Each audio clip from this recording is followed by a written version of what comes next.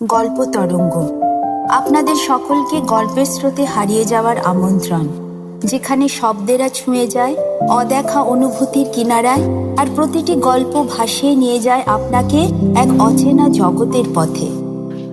সমাজে গরিবদের অবস্থান বরাবরই ধনীদের পদতলে। গরিবের রক্ত চুষেই ধনীদের সুস্বাস্থ্য।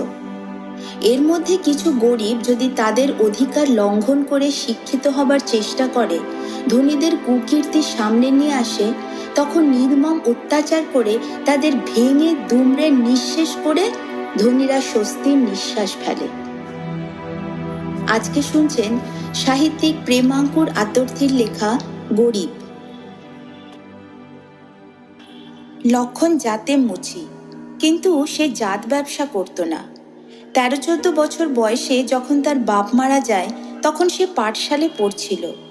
গাঁয়ের ভদ্রলোক মুরব্বীরা লক্ষণের বাপ মুকুন্দকে প্রায়ই বলতো, মুচির ছেলের আবার পাঠশালা কেন রে? জাত ব্যবসা শিখিয়ে নিজের কাজে লাগিয়ে দে। ছেলেকে পাঠশালে দেওয়ার জন্য মুকুন্দ গাঁয়ের লোকেদের কাছে প্রায় খোঁচা খেত বলে তার মনের মধ্যে একটা জায়গা অত্যন্ত দুর্বল হয়ে পড়েছিল। এইখানে আঘাত লাগলেই সে সংকুচিত হয়ে বলে ফেলত, এইবার এই কটা দিন গেলেই ছেলেকে কাজে লাগিয়ে দেব। মুচি হয়ে ছেলেকে লেখাপড়া শেখাবার এত আগ্রহ দেখে তার স্বজাতি ও গ্রামের অন্য লোকেরা বিরক্ত তো হতোই, বিস্মিতও বড় কম হতো না। মুচির ছেলে হলেও অতি শৈশব থেকেই পড়াশোনা করার দিকে লক্ষণের বিশেষ ঝোঁক ছিল। গাঁয়ের ছোট ছোট ছেলেরা যখন তল্পি বগলে নিয়ে পাঠশালার গল্প করতে করতে তাদের বাড়ির সামনে দিয়ে চলে যেত, তখন লক্ষণ তার মার কাছে গিয়ে আবদার ধরত, মা, আমায় পাঠশালায় নিয়ে চল। বালকের আগ্রহ দেখে মুকুন্দ গ্রামের গুরুমশাই রঘুনাথ চাটুর্যের কাছে গিয়ে ধন্যা দিয়ে পড়ল। তার ভয় ছিল যে গুরুমশাই হয়তো মুচির ছেলেকে তার পাঠশালায় নেবেন না, কিন্তু তিনি আগ্রহের সঙ্গে তার ছেলেকে নিতে রাজি হওয়ায় একদিন মুকুন্দ শিশু লক্ষণের হাত ধরে পাঠশালায় দিয়ে এলো। রঘুনাথ চাটুর্যের 3 কুলে কেউ ছিল না। তার কয়েক ঘর প্রজা ছিল, তারাই দয়া করে যা দিত তাই দিয়ে তার গ্রাসাচ্ছাদন চলত। ছেলে পড়ানো রঘুনাথের এক বাতিক ছিল। কবে থেকে যে তিনি এই কাজ করছেন তার সাক্ষী দেবার লোক গ্রামের মধ্যে ছিল না বললেই চলে। এখনকার পিতামহ সম্প্রদায়ের অনেকেই তার ছাত্র। রঘুনাথ গ্রামে কারুর সঙ্গে মিশতেন না। সকাল থেকে সন্ধ্যা অবধি ছেলে পড়িয়ে তারপর নিজে হাতে রেঁধে খেয়ে অনেক রাত্রি অবধি পড়াশোনা করে তিনি শুয়ে পড়তেন। বহুদিন থেকে এই নিয়মই চলে আসছে। গ্রামের মধ্যে বাস করেও তিনি গ্রাম ছাড়া গোছের লোক ছিলেন। লক্ষণ পাঠশালায় ভর্তি হওয়া মাত্র গ্রামের ভদ্রলোক সম্প্রদায়ের মধ্যে একটা শোরগোল পড়ে গেল। ব্রাহ্মণ, কায়স্থ, বৈদ্য, বেনে, সোনার বেনে সকলের মুখে এক কথা, বলো কি হে, মুচির ছেলে পাঠশালায়? গ্রামের কয়েক ঘর নমশূদ্র দুপুরুষ থেকে লেখাপড়া শিখে ভদ্রলোকের পৈঠায় উঠেছিল। তাদের মধ্যে কেউ কেউ মোটা মাইনের সরকারি চাকরি করে 2 পয়সার সংস্থানও করেছে। মুচির ছেলে পড়তে শুরু করেছে শুনে তারাও বিস্মিত হয়ে গেল। তাই তো, বলো কি হে? গ্রামের মুরব্বীরা রঘুনাথকে গিয়ে বললে, চাটুর্য মশাই, এটা কি ভালো হলো? বামুন কায়েতের ছেলের সঙ্গে মুচির ছেলে একসঙ্গে বসে পড়বে। রঘুনাথ হেসে বললেন, তাতে দোষটা কি হয়েছে? রঘুনাথের উত্তর শুনে আশ্চর্য হয়ে তারা পরস্পরের মুখ চাওয়াচাওয়ি করতে লাগলো, যেন দোষটা অন্যের মুখের ওপর লেখা আছে। মুখ দেখা দেখির পালা সাঙ্গ হলে হরিহর ভট্টাচার্য এগিয়ে এসে বললে, তাহলে আমাদের ছেলেদের আর এখানে রাখা চলে না। হরিহরের কথা শুনে মুরব্বীদের মুখে একটা প্রসন্নতার হাসি ফুটে উঠল। ভাগ্যে হরিহর সঙ্গে এসেছিল। হরিহরের কথা শুনে রঘুনাথ কিছুক্ষণ গুম হয়ে বসে রইলেন। তারপরে একটা দীর্ঘ নিঃশ্বাস ফেলে তিনি বললেন, সে তোমাদের অভিরুচি। ছেলে পড়ানোর জন্য আমি কারোর কাছ থেকে একটি কপর্দকও গ্রহণ করি না। মুকুন্দর ছেলের বুদ্ধি তোমাদের কারোর ছেলের চেয়ে কম নয়, আর কমই হোক কি বেশি হোক, আমার কাছে সে যখন পড়তে এসেছে তখন আমি তাকে শিক্ষা দেবই। এতে যদি আমার এখানে ছেলে পাঠাতে কারোর আপত্তি থাকে, সে যেন না পাঠায়। মুরব্বীরা আর বাক্য ব্যয় না করে ফিরে এলেন। তাদের ছেলেরাও পাঠশালে যেতে লাগলো। কিন্তু কিছুদিনের মধ্যে গ্রামময় রাষ্ট্র হয়ে গেল যে লক্ষণ মুচিনির গর্ভে জন্মালে কি হবে, ও মুচির ছেলে কখনোই নয়। মুচির ছেলের কখনো অত বুদ্ধি হয়? বাপের মৃত্যুতে লক্ষণ দুনিয়া অন্ধকার দেখলে। একে সে জাত ব্যবসা শেখেনি, বাপের এমন সংস্থানও নেই যে দুদিন বসে খাওয়া চলবে। মুকুন্দর কয়েক বিঘে জমি ছিল, জাত ব্যবসা ছাড়া সে ভাগে চাষও করত। বাপের মৃত্যুতে লক্ষণ নিজে চাষবাস শুরু করলে। সেই অল্প বয়সে সহায়হীন হয়েও দুঃখে সুখে সে নিজের সংসার একরকম চালিয়ে নিয়ে চলেছিল, কারোর কাছে হাত পাততে হয়নি। বাপের মৃত্যুতে পাঠশালায় যাওয়া বন্ধ করতে হলেও লেখাপড়ার চর্চা লক্ষণ কোনোদিনও ছাড়েনি। অবসর পেলেই সে তার গুরুমশাইয়ের কাছে গিয়ে বসত, তার কাছ থেকে নানা বিষয়ের বই নিয়ে এসে বাড়িতে পড়ত। কোনো জায়গায় বুঝতে না পারলে রঘুনাথকে গিয়ে জিজ্ঞাসা করত। রঘুনাথ কলকাতা থেকে খান কয়েক দৈনিক কাগজ আনতেন। ইদানিং চোখের জ্যোতি কমে আসায় তিনি রাত্রে আর পড়তে পারতেন না। লক্ষণ রোজ সন্ধ্যাবেলা গুরুর বাড়ি গিয়ে তাকে কাগজগুলো পড়ে শুনিয়ে আসত। এই দুটি গুরু আর শিষ্যে, ব্রাহ্মণ আর মুচিতে এমন একটা বাঁধন কোথায় লেগে গিয়েছিল যেটা কোনোদিনই ছেড়েনি কিংবা আলগা হয়নি। রঘুনাথের মৃত্যুদিন পর্যন্ত লক্ষণ সমানভাবে তার সেবা করেছিল। গ্রামে আরও কয়েক ঘর মুচি ও হাড়ির বাস ছিল। এরা জাত ব্যবসা ছাড়াও সকলেই চাষবাস করত। লক্ষণ ছিল এদের মুরব্বী। কোনো বিপদে পড়লে অথবা কোনো কাজের জন্য পরামর্শ করতে হলে আগে তারা গ্রামের ভদ্রলোকদের শরণাপন্ন হতো। কিন্তু লক্ষণ মাতব্বর হয়ে ওঠার পর এরা পরামর্শের জন্য তার কাছেই যেত এবং লক্ষণ তাদের জাত হয়ে তাদের মধ্যে থেকেই এমন যে একজন লায়েক হয়ে উঠেছে সেজন্য মনে মনে গর্ব অনুভব করত।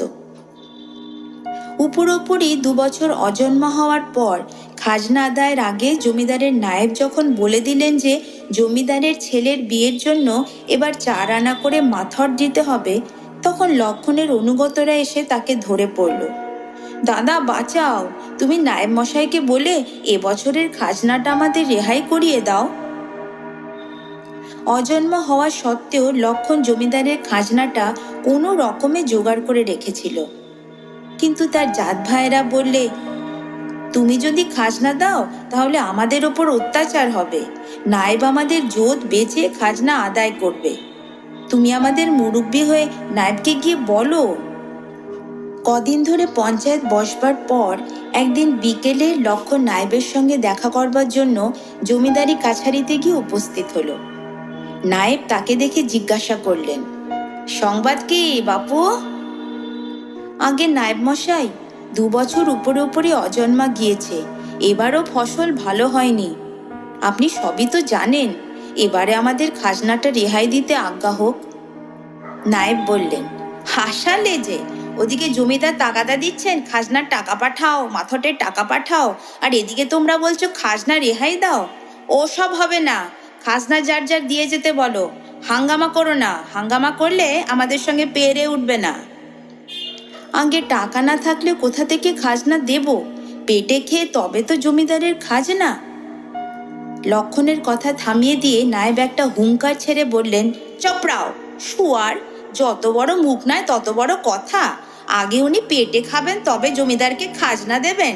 টাকা না থাকে হাল গরু বেচে খাজনা দাও। লক্ষণ হাত জোর করে বললে, আগে এবছর হাল গরু বেচে খাজনা দিলে ভবিষ্যতে যে কোনোদিনই খাজনা দিতে পারবো না। লক্ষণের কথা শুনে নায়েব স্তম্ভিত হয়ে গেলেন। মুচির সন্তানের এত বড় স্পর্ধা! তখনই তাকে জুতিয়ে সিধে করবার একটা দুর্দমনীয় ইচ্ছা তার শিরায় শিরায় লাফালাফি করতে লাগলো। কিন্তু সদাশিব চৌধুরী নায়েবি করে চুল পাকিয়ে ফেলেছেন। জুতিয়ে সিধে করার আগে তিনি ভেবে দেখলেন যে লক্ষণ মুচির সন্তান হলেও লেখাপড়া জানা মুচি। তার উপরে প্রায় 150 ঘর প্রজা তার বিশেষ অনুগত। এক্ষেত্রে সদরে সংবাদ না দিয়ে এমন একজন মাতব্বর প্রজাকে সিধে করাটা যুক্তিসঙ্গত হবে না।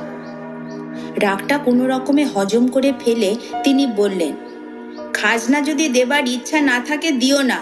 কেমন করে খাজনা আদায় করতে হয় আমাদের তা জানা আছে। এই কথার ওপরে আর কিছু বলা বৃথা মনে করে লক্ষণ কাছারি থেকে ফিরে এসে সবাইকে জানিয়ে দিলে, খাজনা মাপ হবে না। যেমন করে পারো খাজনা দাও। হাল গরু বেচে খাজনা দাও। তোমাদের পেট ভরুক আর নাই ভরুক, জমিদারের পেট ভরানো চাই। বাড়িতে ফিরে এসে লক্ষণ ভাবতে বসল, কি করা যায়। এই যে কয়েক ঘর লোক, আমারই মতো গরিব, তাদের দুঃখে সহানুভূতি পাবে বলে আমাকে এসে ধরেছে। এর কি কিছুই করতে পারবো না? একে ঘরে অন্ন নাই, মহাজনের সুদগুণে পেট ভরে খাবার কথা বেচারীরা ভুলেই গিয়েছে।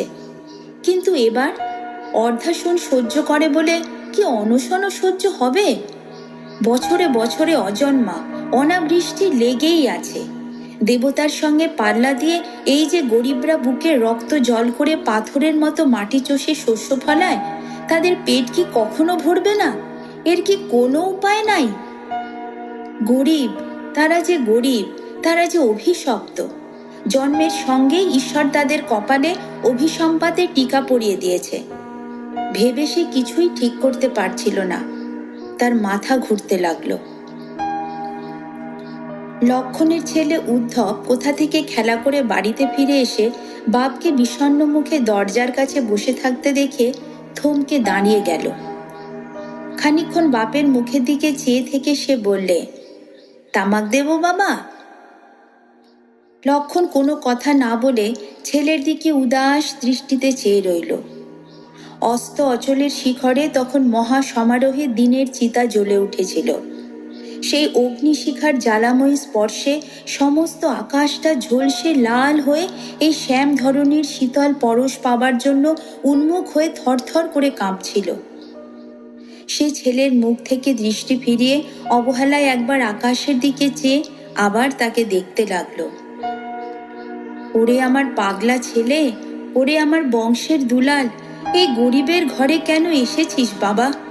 গরিবের কি দুঃখ তা তো তুই জানিস না। এই রক্ত মাংসের শরীরে খিদের যন্ত্রণা যে যন্ত্রণা তা তুই এখনো বুঝিসনি।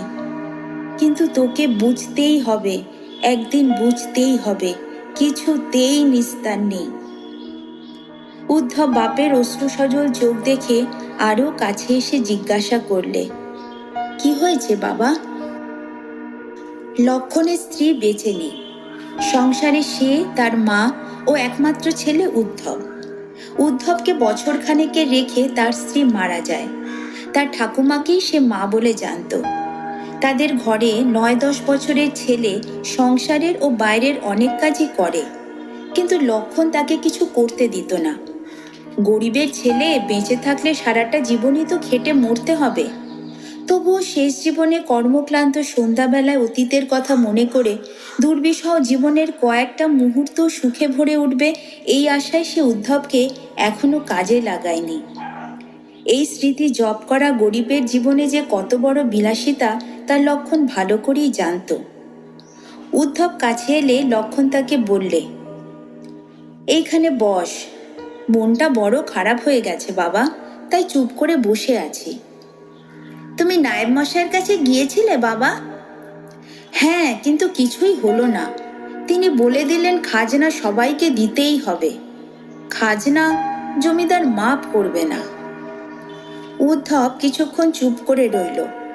তারপর বললে, জমিদারের তো অনেক টাকা আছে বাবা, এইবারটি খাজনা মাফ করতে পারে না। লক্ষিন্দর কাকা বলছিল তার ঘরে এক মুঠো চাল পর্যন্ত নেই। পারে না রে, পারে না। আমাদের কাছ থেকে টাকা নিয়েই তবে না তার অনেক টাকা। সে তো আর আমাদের মতো গতর খাটিয়ে টাকা রোজগার করে না। উদ্ধব তার শিশু যুক্তিতে একথার কোনো উত্তর খুঁজে না পেয়ে বাপের পাশে আরও ঘেঁষে চুপটি করে বসে রইল। তাদের চারিদিকে সন্ধ্যার অন্ধকার ক্রমেই ঘনিয়ে আসতে লাগলো। লক্ষণ তখনও ভাবছিল কি করি। উদ্ধব হঠাৎ বললে, একবার বাবুদেরকে বলো না বাবা, তাদের তো অনেক টাকা আছে। লক্ষণের মনে অনেকক্ষণ থেকে এই কথাটা উঁকি মারছিল। নায়েব তো চাকর মাত্র, জমিদার ইচ্ছা করলে সবই করতে পারেন। উদ্ধবের মুখে কথাটা শুনে সে আর কোনো জবাব না দিয়ে তাকে নিয়ে বাড়ির মধ্যে চলে গেল। পরদিন সকালে লক্ষণ সবাইকে জানালে যে সে একবার জমিদারের সঙ্গে দেখা করবে, মিনতি করে বলে দেখবে। তাতে যদি কোনো ফল না হয় তাহলে কেউ 1 পয়সা খাজনা কিংবা মাথর দেব না, প্রাণ থাকতে নয়। এতে তোমরা রাজি আছো? সবার সম্মতি নিয়ে লক্ষণ সেই দিনই জমিদারের সঙ্গে দেখা করবার উদ্দেশ্যে কলকাতায় চলে গেল। কলকাতায় গিয়ে বাবুর সাক্ষাৎ পাওয়া যে বিশেষ সোজা ব্যাপার নয় সেটা লক্ষণের আগেই জানা ছিল।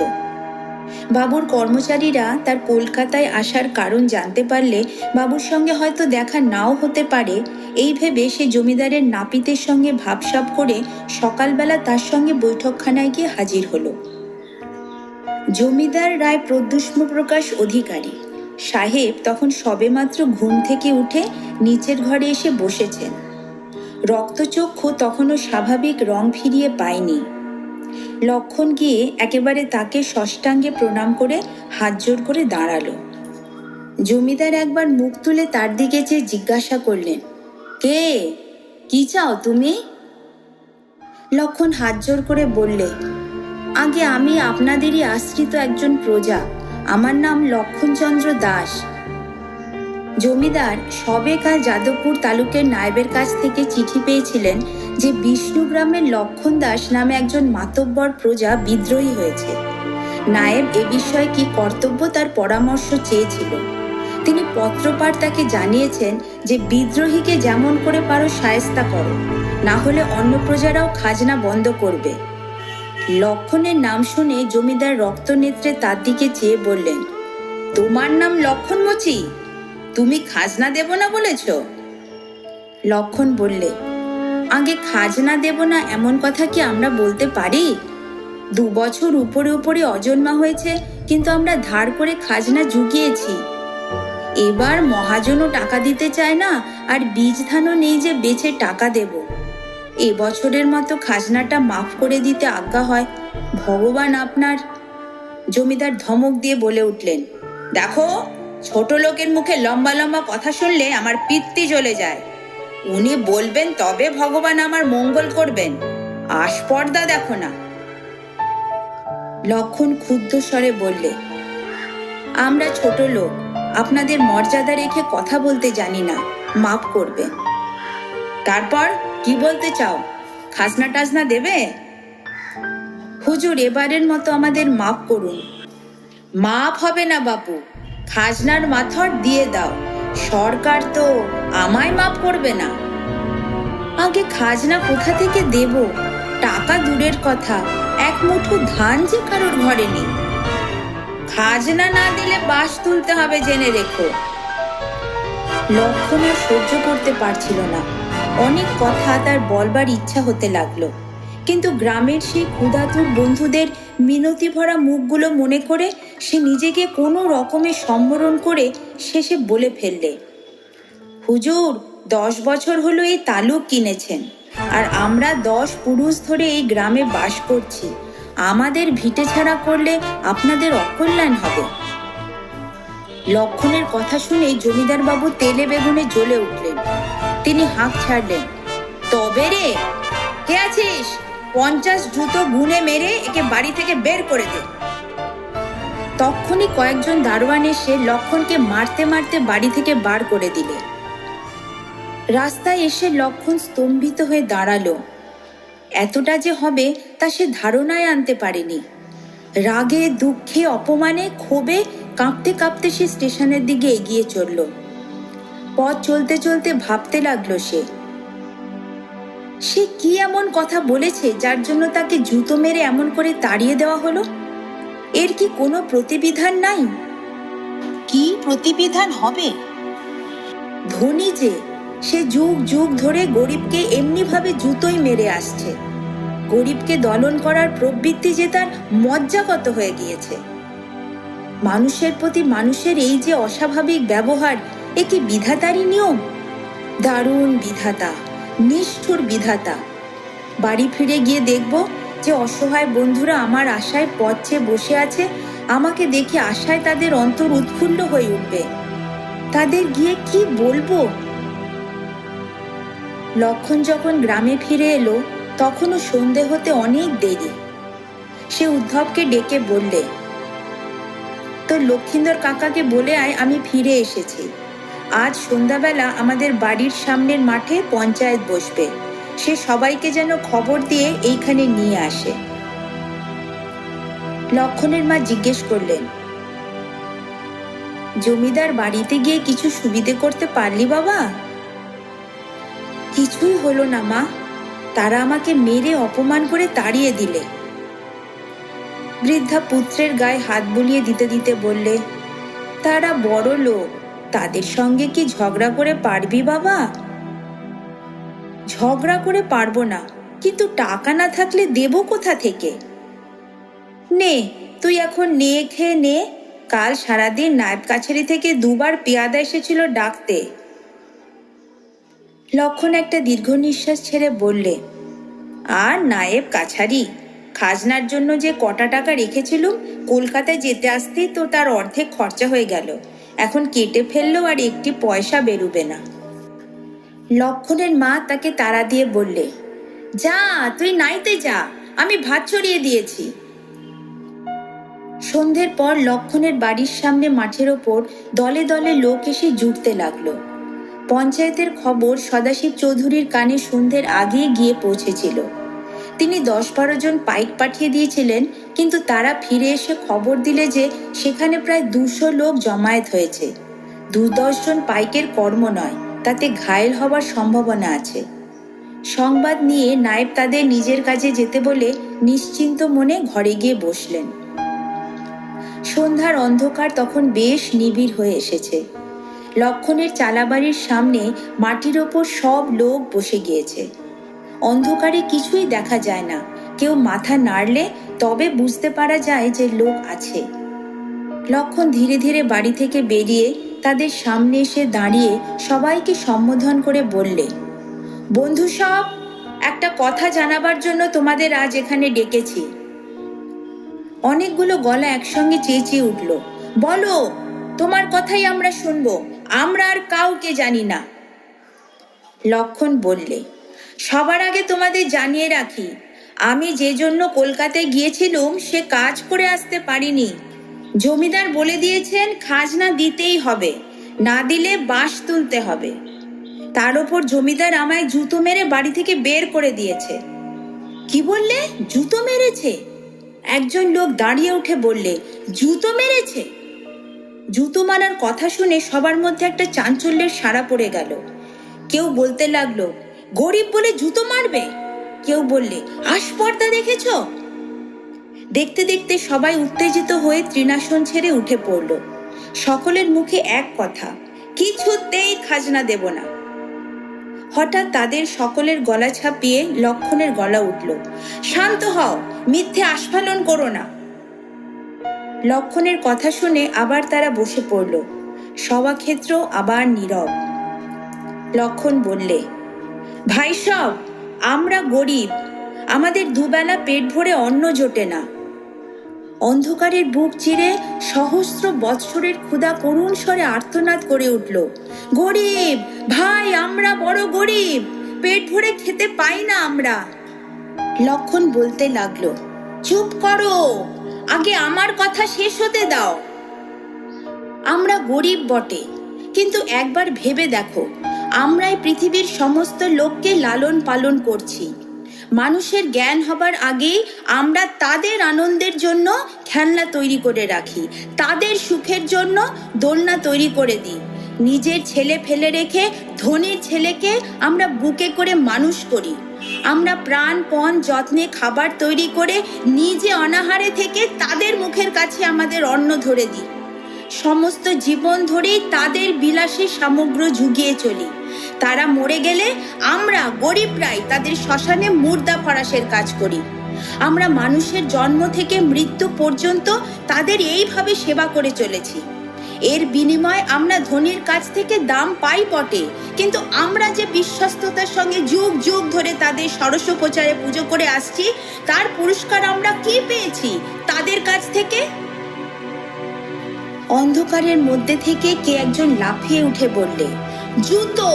তার বদলে জমিদার তোমায় জুতো মেরেছে।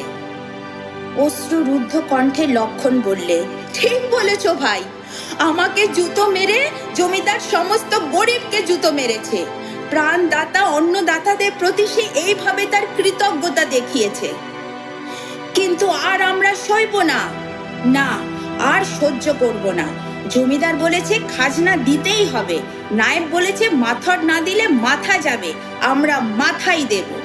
হ্যাঁ, আমরা মাথাই দেব, মাথর দেব না। টাকা না থাকলে কোথা থেকে দেব? পেটে খেতে পাচ্ছি না, খাজনা দেব কোথা থেকে?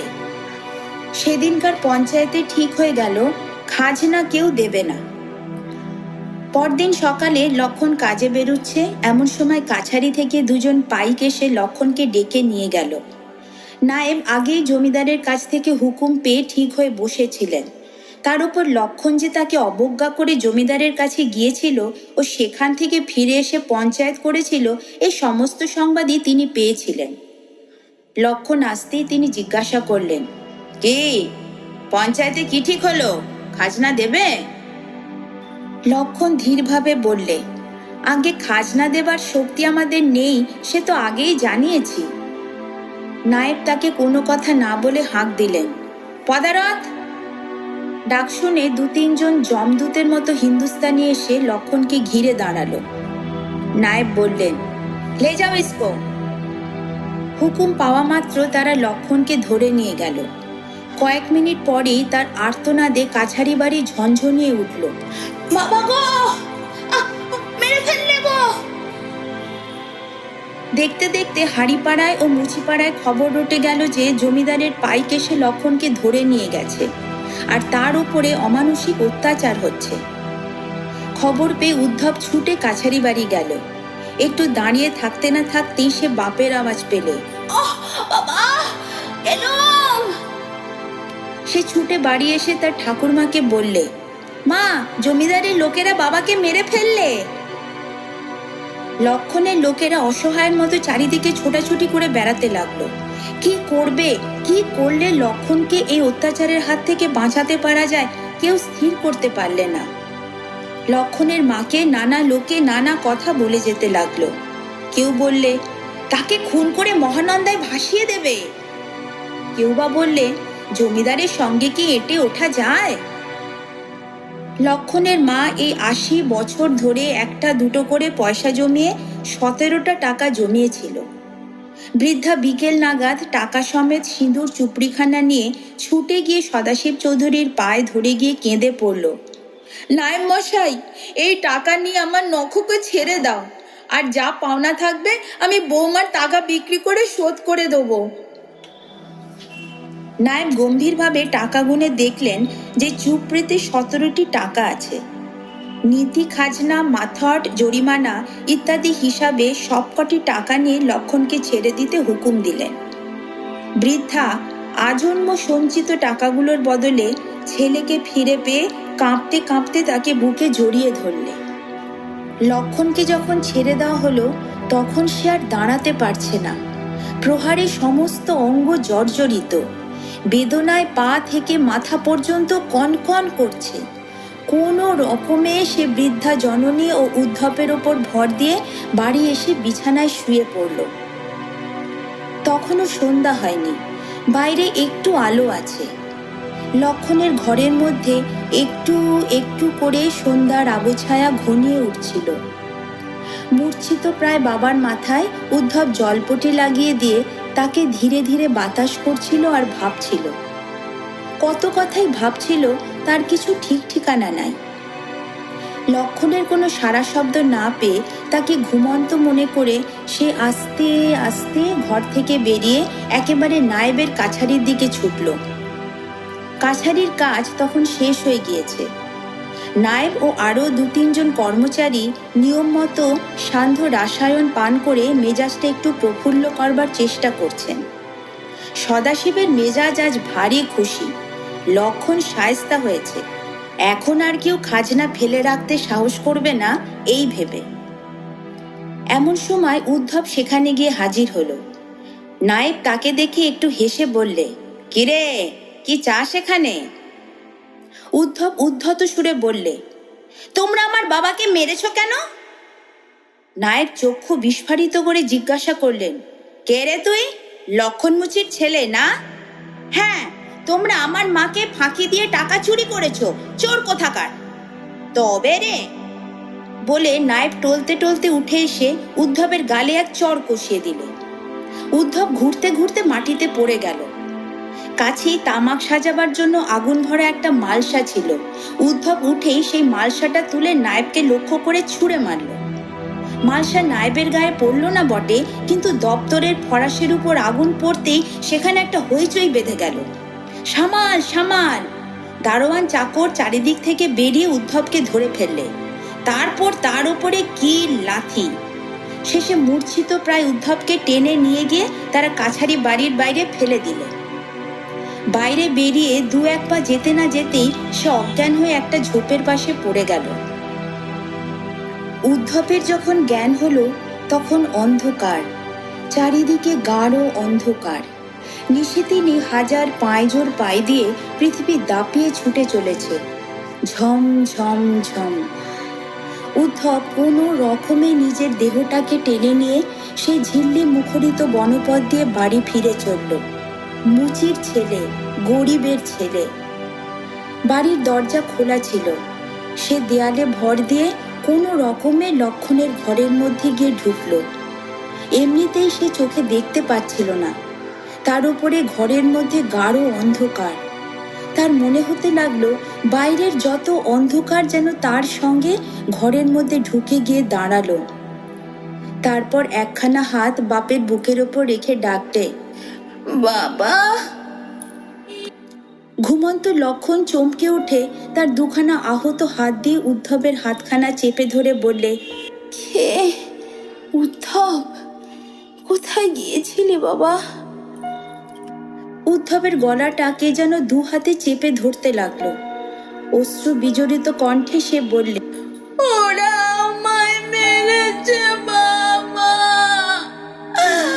বড্ড মেরেছে।